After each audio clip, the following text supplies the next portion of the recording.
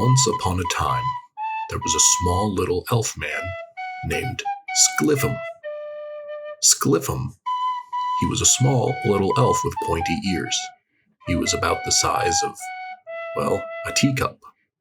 And he hung out amongst the humans, naked. He was always naked, and nobody really seemed to like it that much, but they didn't really bring it up to him because they weren't sure if it was a cultural or religious thing, because elves weren't very common, and people didn't really have much shared, spread knowledge about them. And Skliffum, he was just taking advantage of that. It was normal for him to be wearing clothes normally, but he realized that they thought it was okay for him to not wear clothes, so he just let it all flap and all about, dance in the wind. His little tiny little elf thumbtack, tic-tac, penis, and balls. If you take a left at the crusty old stump and you find yourself in a picturesque field, go to the center of the field, and at the bottom of a well, you'll find a 7-Eleven. Now, behind the 7-Eleven, that's where you'll find Gaggles, the man-pig. He's terrible to look at, but he's a good friend to have because he's got an honest twinkle in his eye, and when he clacks his cute little hooves together, they make a noise. But also, most importantly, he can summon forth the tarantula demon for you.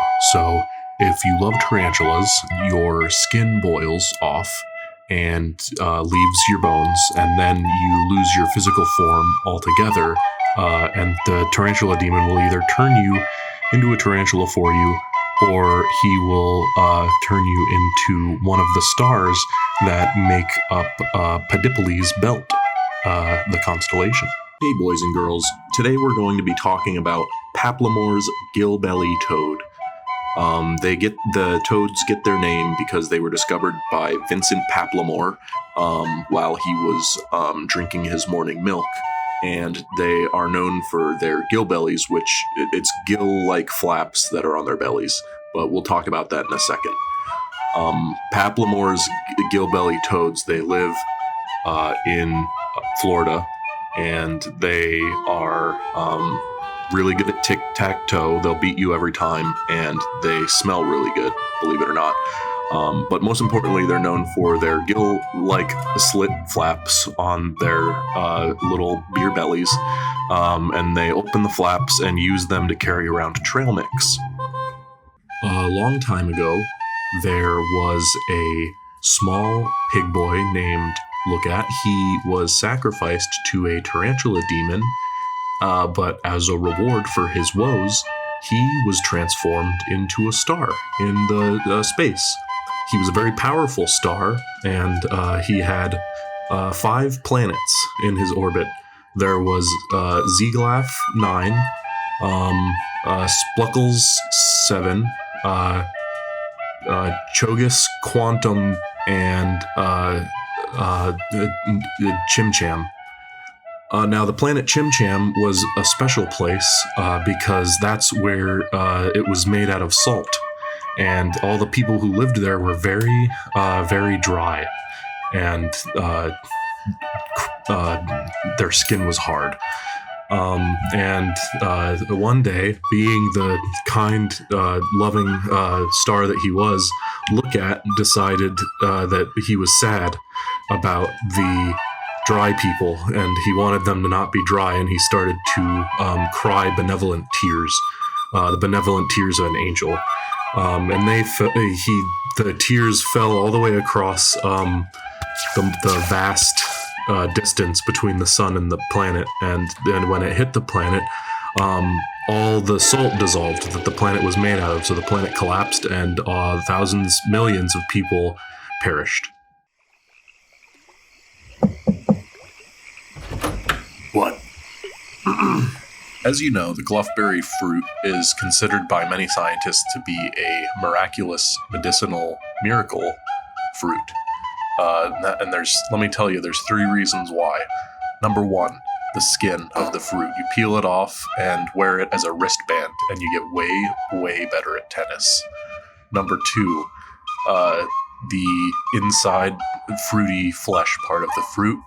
You put it in under your tongue and keep it there for a month. Just do it for a month, and the next month after that month, if you're balding, you'll get fuller, thicker hair. And the third reason is that the seed can be used to grow more gluffberry fruit trees.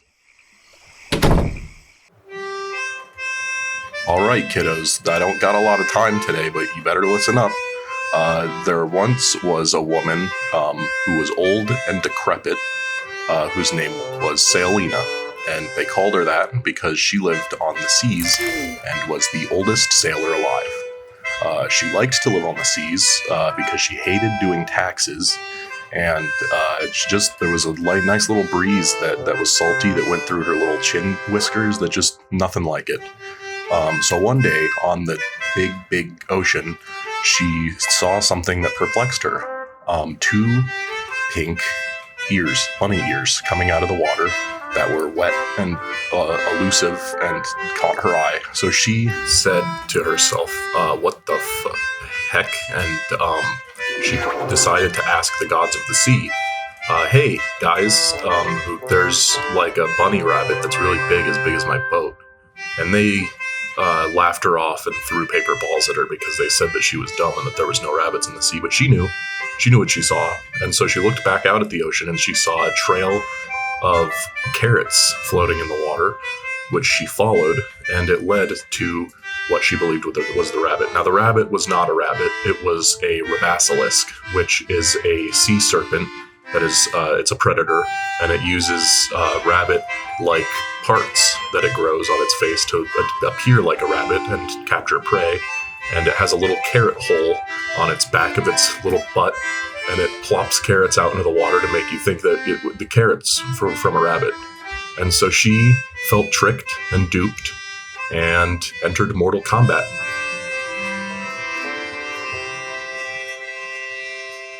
Chittleman's Cobbler. Now there's a tasty slice, and it's really easy to make. First, go out back and collect a handful of leaves and small critters. Just start with that, put them in a bowl.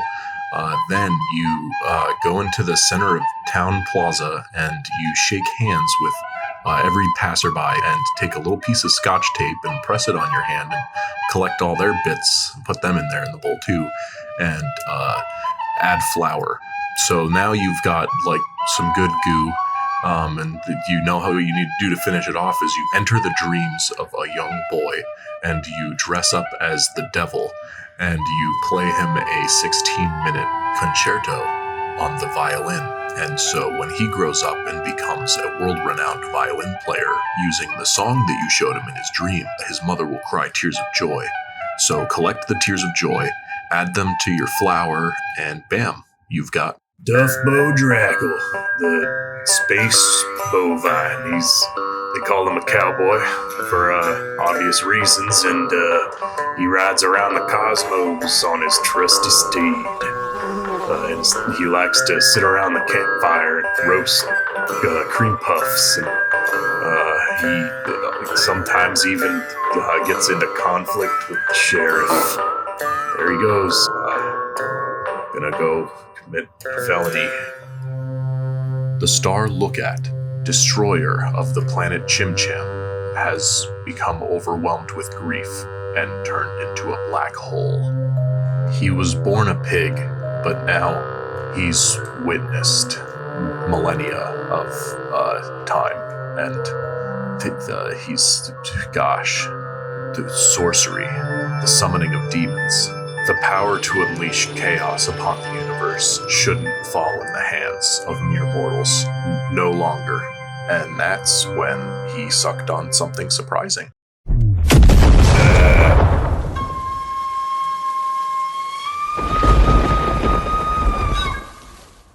Skliffum the Elf's top 5 reasons to live a nudist lifestyle. Number 7, people will remember something about you other than that you're an elf. Number 12, choosing an outfit just got a lot easier. Number 9, you will never, ever poop your pants again. Number 2, it's an open and honest approach to finding potential partners. Number 5, you're born as a naked person. And finally, you'll also never pee your pants again. Herbert Jiffum. big boy. He's a big old giant and the last of his kind. He's a crotchety old man who lives deep in the forest, but he's a good guy. He's a good person. He comes out of the woodworks every Thursday to, give his time to the soup kitchen. And he has a little flower on his nape of his neck, so he knows it's there, and that's why he likes it. And how could he be bad? The thing is, the problem with Herbert is that there's some very, very, very bad vines, kind of grotesquely growing vines. They have swarmed his forest, and unfortunately, they killed him. He's dead. They sucked his energy out, and that's that. Kind of sucks. But life finds a way. Look at this. We got Chimley Grusket. The only thing oranger than his petals was his bravery, because he was born with a mission and gumption in his belly. He liked his giant daddy and said, I'm gonna make sure that no one ever dies again. That's who I am, that's what I do. So I'm gonna go on a quest to Florida. I'm going to Florida, and so he snuck on to the first boat to Florida. And who was he going to see when he gets to Florida? A famous warlock named Vincent Paplamore. Sound familiar, guys? Tune in next week to find out what happens in Florida. Wow. Good luck with that guy, pal. Real piece of work. What? Say it in the staff so I can download your language. Okay, 2 things. First of all, I don't take students no more. Not since the last one. Second of all, you got something weird on your back. Oh, that weird purple thing? That's just a manifestation of the vines that killed Herbert Jiffum. We all know who the real person of interest here is. Vincent Paplamore, the best magic man this side of the PP Missy. As a collector of fine things, Paplamore has access to over 110 staves. He's known for the following things: exceeding in building model train sets, discovering gillbelly toads, and single-handedly creating a method with which to harness energy from otherworldly universes using the fabric of our very own. Also, he was a husband. The important thing to know about Vincent Paplamore is that... Whoa, hold on. Chimley, kill it with this and I'll teach you some stuff.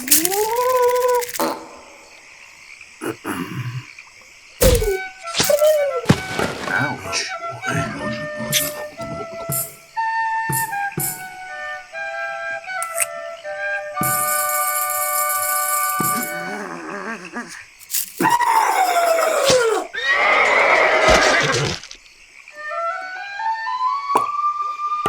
I gotta be honest with you, kid. That was just a stick I found in my backyard. I figured you'd do something cool or die and not be my problem anymore. Now come on in. You got a lot to learn. Yes, this is Gluff Agent 1,645,396. The sorcerer has a new apprentice.